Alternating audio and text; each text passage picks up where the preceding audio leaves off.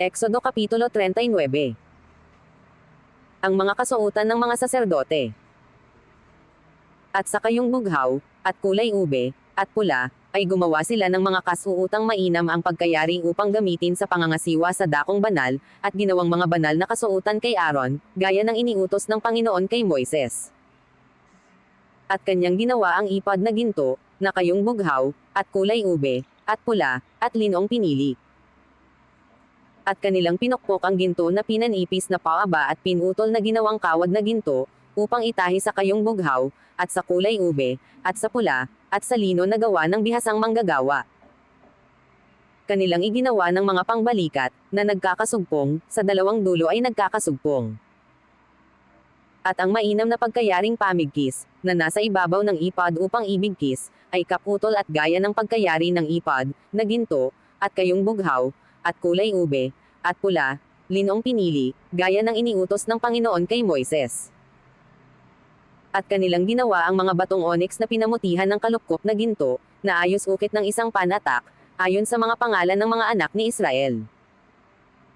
At kanyang inilagay sa ibabaw ng pangbalikat ng ipad upang maging mga batong pinakaalaala sa ikagagaling ng mga anak ni Israel, gaya ng iniutos ng Panginoon kay Moises. At kanyang ginawa ang pectoral, na gawa ng bihasang manggagawa, gaya ng pagkayari ng ipad, na ginto, at kayong bughaw, at kulay ube, at pula, at linong pinili. Parisukat, kanilang ginawang nakatiklop ang pectoral, isang dangkal ang luwang ni Yaon, pagka nakatiklop. At kanilang kinalukupan ng 4 na hanay na sari-saring bato, isang hanay ay sardio, topasyo, at karbungko na siyang unang hanay. At ang ikalawang hanay, ay isang esmeralda, isang zephyro, at isang diamante. At ang ikatlong hanay, ay isang hasinto, isang agata, at isang ametesta. At ang ika-4 na hanay ay isang berylo, isang onyx, at isang jasp, na mga natatakpan ng mga pamuting ginto sa kanilang mga pagkakakalupkop. At ang mga bato ay ayon sa mga pangalan ng mga anak ni Israel, 12, ayon sa kanilang mga pangalan, na ayos ukit ng isang panatak, bawat isa'y ayon sa kanyang pangalan, na ukol sa 12 lipi. At kanilang iginawa ang pectoral ng mga tanikalang parang tirintas na ayos pinili na tag-anas na ginto. At sila'y gumawa ng 2 pangkalupkop na ginto, at ng 2 singsing na ginto, at inilagay ang 2 singsing sa 2 dulo ng pectoral. At kanilang ikinabot ang 2 tanikalang pinili na ginto sa 2 singsing sa mga sulok ng pectoral. At ang ibang 2 dulo ng 2 tanikalang ayos singsing ay kanilang ikinabot sa 2 pangkalupkop, at mga ikinabot sa mga pangbalikat ng ipad sa dakong harapan ni Yaon. At sila'y gumawa ng ibang 2 singsing na ginto, at mga inilagay sa 2 sulok ng pectoral sa gilid ni Yaon, na nasa dakong kabaligtaran ng ipad. At sila'y gumawa ng 2 singsing na ginto, at mga ikinabot sa 2 pangbalikat ng ipad sa dakong ibaba, sa may harapan, na malapit sa pagkakasugpong, sa ibabaw ng mainam na pagkayaring pamigkis ng ipad. At kanilang itinali ang pectoral sa pamamagitan ng mga singsing, sa mga singsing ng ipad ng isang panaling bughaw upang mamalagi sa ibabaw ng mainam na pagkayaring pamigkis ng ipad, gaya ng iniutos ng Panginoon kay Moises. At kanyang ginawa ang balabal ng ipad na yari ng manghahabi, na tag-anas na bughaw. At ang butas ng balabal ay nasa gitna ni Yaon na gaya ng leeg ng isang kosalit, na may isang uri ang tinahi sa palibot ng pinakaleeg upang huwag mapunit. At kanilang ginawan ang mga ribot ng balabal ng mga granadang kayong bughaw, at kulay ube, at pula, at linong pinili. At sila'y gumawa ng mga kampanilyang tag-anas na ginto, at inilagay ang mga kampanilya sa pagitan ng mga granada sa ibabaw ng ribot ng balabal sa palibot, sa pagitan ng mga granada. Isang kampanilya at isang granada, isang kampanilya at isang granada, sa ibabaw ng ribot ng balabal sa palibot, upang ipangasiwa gaya ng iniutos ng Panginoon kay Moises.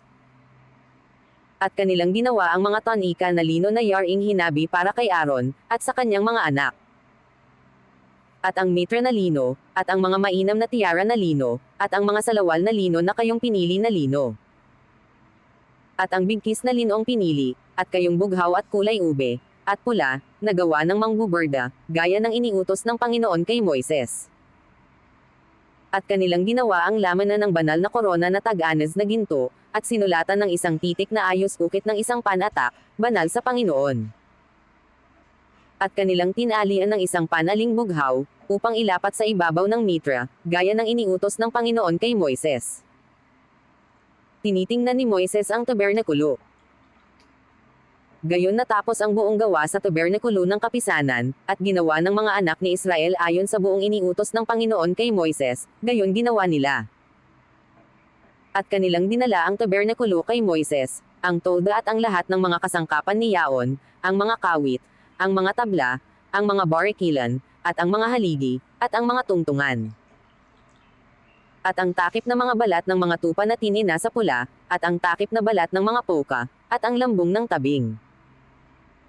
Ang kaba ng patoto at ang mga pangganiyaon, at ang luklukan ng awa. Ang dulang, lahat ng mga sisidlan ni Yaon, at ang tinapay na handog. Ang dalisay na kandelero, ang mga ilawan ni Yaon, ang mga ilawan na inayos, at lahat ng mga sisidlan ni Yaon, at ang langis na pangilawan. At ang damba ng ginto, at ang langis na pangpahid, ang mabangong kamangyan, at ang tabing na gamit sa pintuan ng tolda. Ang damba ng tanso, at ang pinakasalang tanso, ang mga pangga at ang lahat ng mga sisidlan ni Yaon, ang hugasan at ang tungtungan. Ang mga tabing ng looban, ang mga haligi, at ang mga tungtungan at ang tabing na pangpintuang daan ng looban, ang mga panali, at ang mga tulos, at lahat ng mga kasangkapan sa paglilingkod sa tabernakulo, na gamit sa tabernakulo ng kapisanan. Ang maiinam na pagkayaring kasuotan na gamit sa pangangasiwa sa dakong banal, at ang mga banal na kasuotan para kay Aaron na saserdote, at ang mga kasuotan ng kanyang mga anak, upang mga siwa sa katungkulang saserdote. Ayon sa lahat na iniutos ng Panginoon kay Moises, ay gayon ginawa ng mga anak ni Israel ang lahat ng gawa. At nakita ni Moises ang lahat ng gawain, at, narito, kanilang nagawa na kung paanong iniutos ng Panginoon ay gayon nila ginawa, at pinagbabasbasan ni Moises.